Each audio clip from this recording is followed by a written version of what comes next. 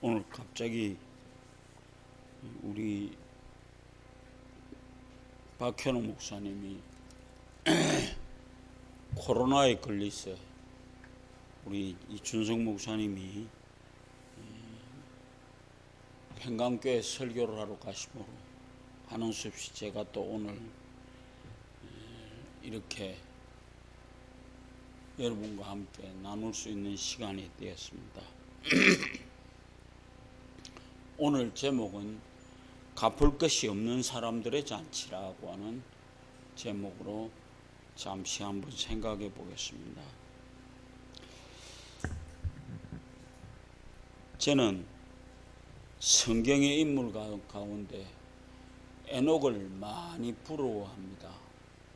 성경에 에녹이라고 하는 사람이 그의 삶을 에녹은 하나님과 동행하다가 사라졌다. 하나님이 그를 데려가신 것이다. 한마디로 요약하면 그 제목을 읽을 때마다 에녹은 참 행복한 사람이었다라고 생각합니다. 왜요?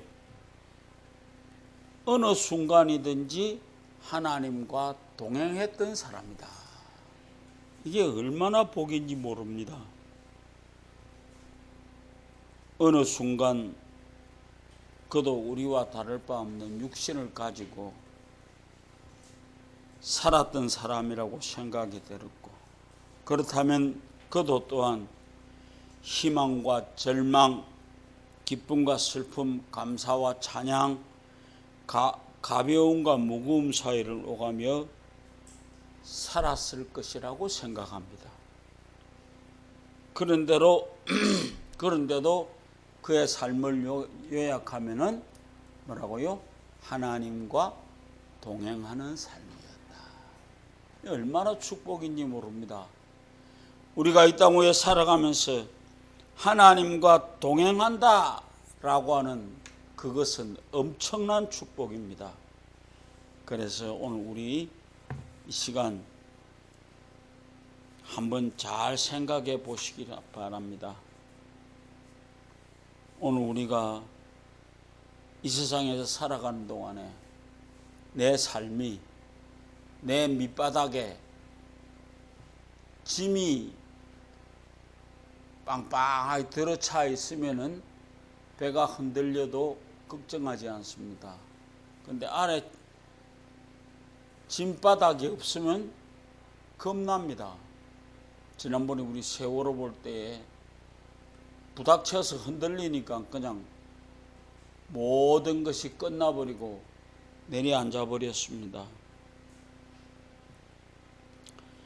여러분들 마음의 바닥짐을 잘 챙겨서 놓으시기 바랍니다.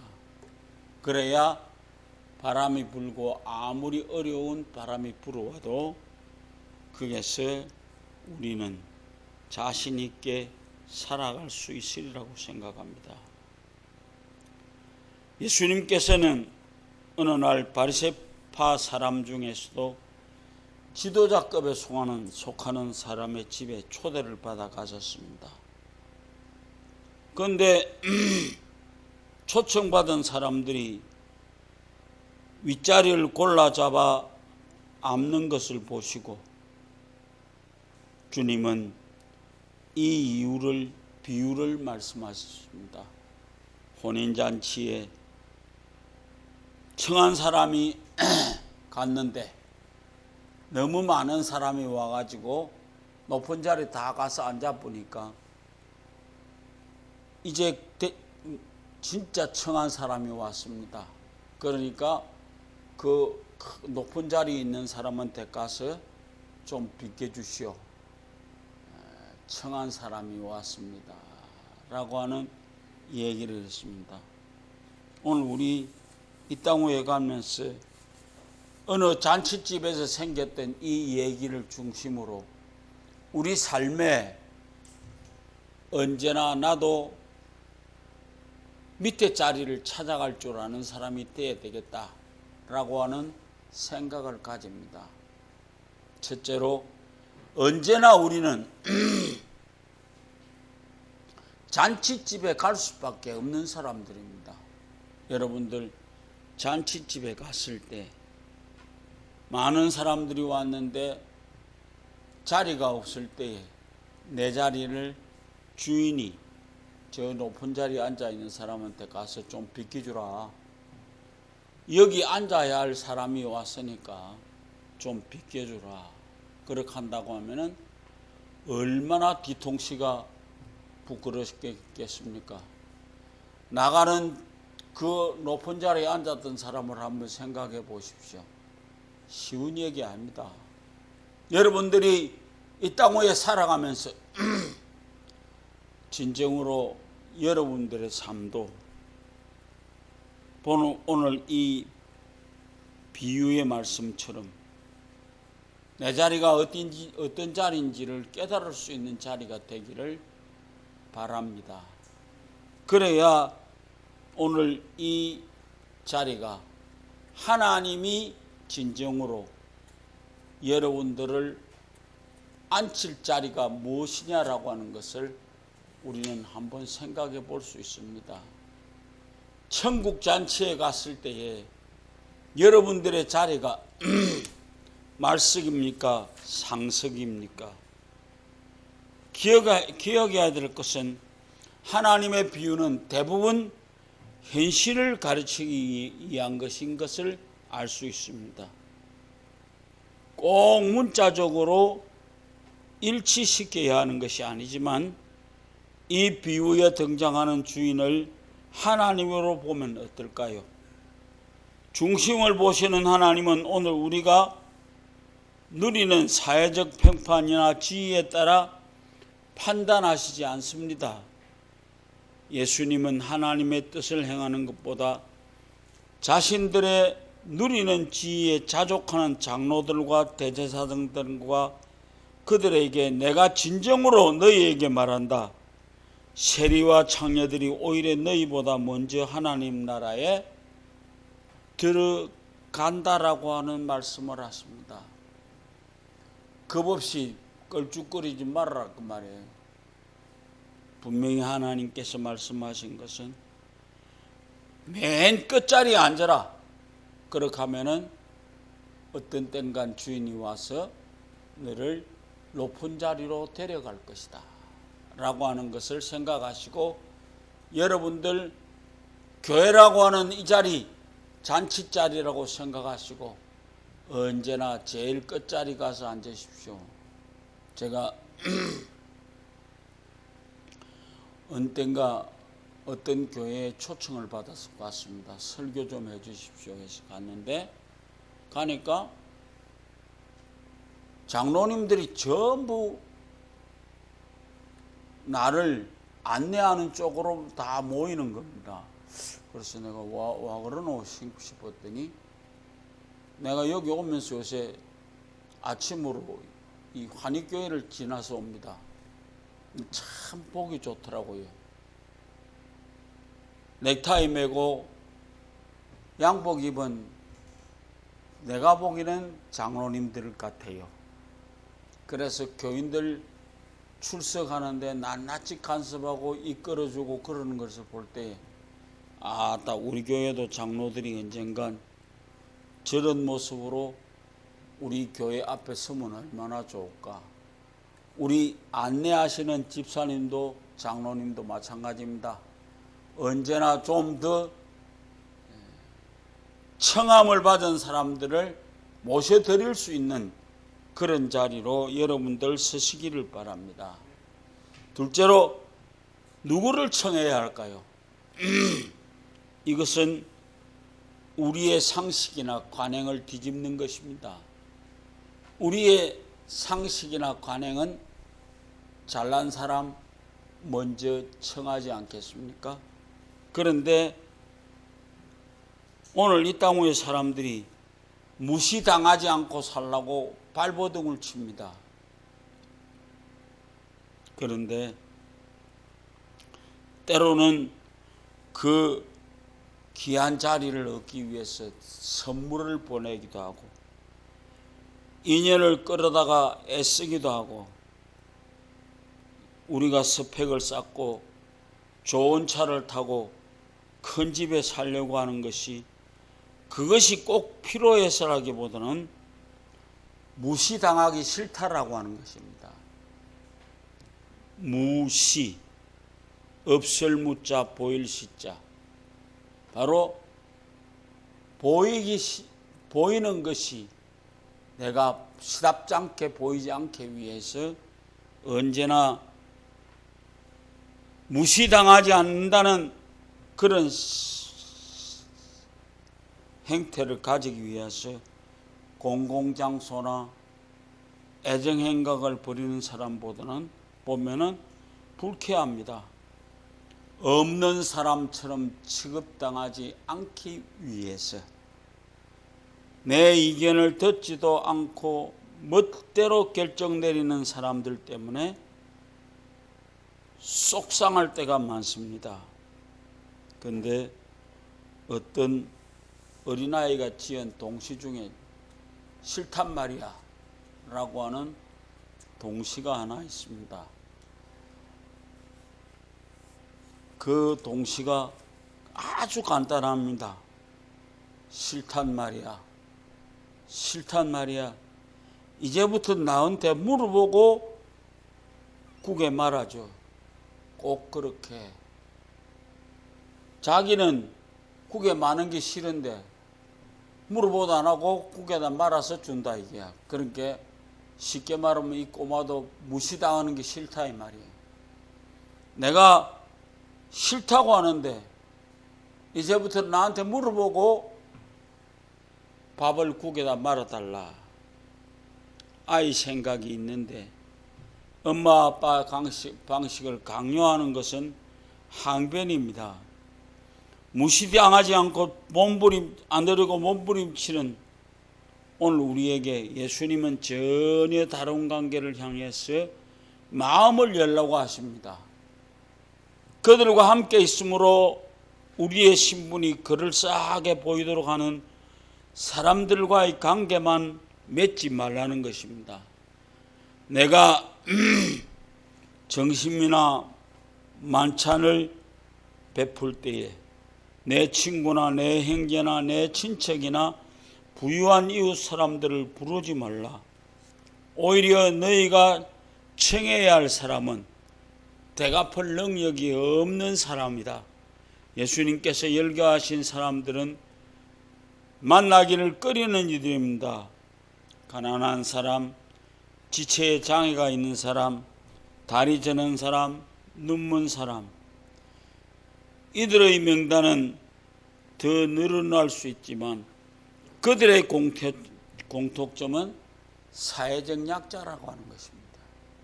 좀 더 말하면 우리의 초청 명단에는 없는 사람입니다. 그런데 오늘 우리에게는 그들을 청하라는 말입니다. 그들은 우리 인생길의 동행으로 여겨 존중해 여기라는 말입니다. 없어도 좋을 사람, 차라리 없는 게 좋은 사람으로 여기지 말라는 것입니다. 그분들이야말로 자칫하면 잃어버리기 쉬운 사람, 인간됨의 길로 이끌어 주시는 분입니다. 사람은 누군가 요청에 응답함을 통해서 인간다워집니다. 왜요? 나도 어떤 잘난 사람이 초청해 주면은 나도 잘난 사람이 된 것 같습니다. 예수 믿는 여러분들이 오늘 이 세상 사람 초청하면은 그들은 이 예배당에 들어오면서 아름다운 자리를 차지하게 될 것입니다. 오늘 우리 이 땅 위에 살면서 사람은 누군가 동료가 되고 남을 보살핌을 통해서만이 성숙하게 됩니다.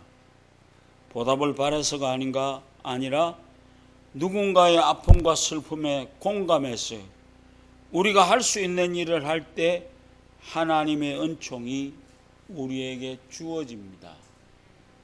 마지막으로 복받는 비결이 뭘까요? 마태복음 25장에 이야기가 나옵니다.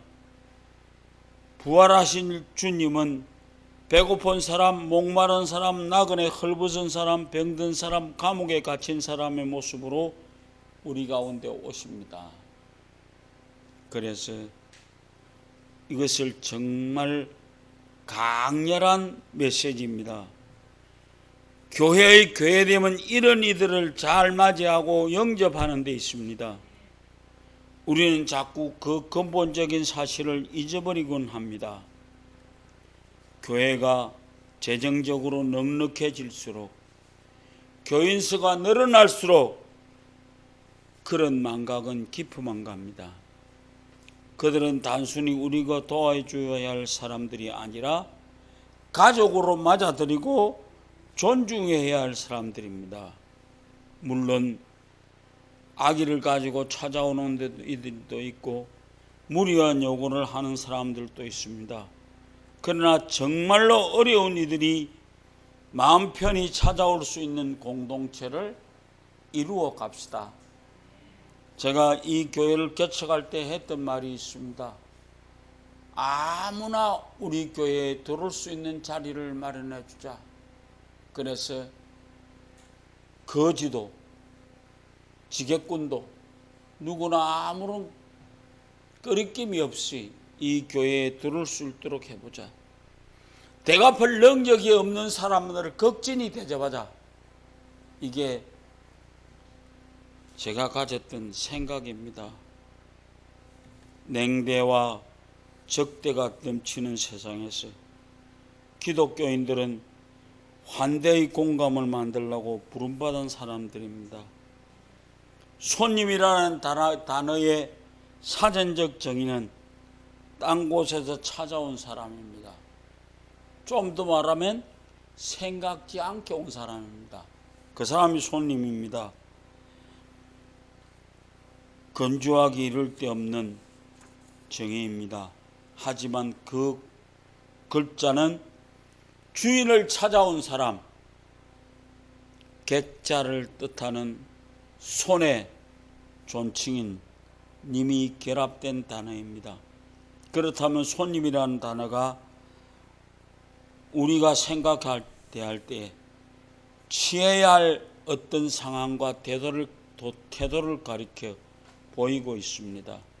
사회적 약자들을 손님으로 영접하라는 말입니다.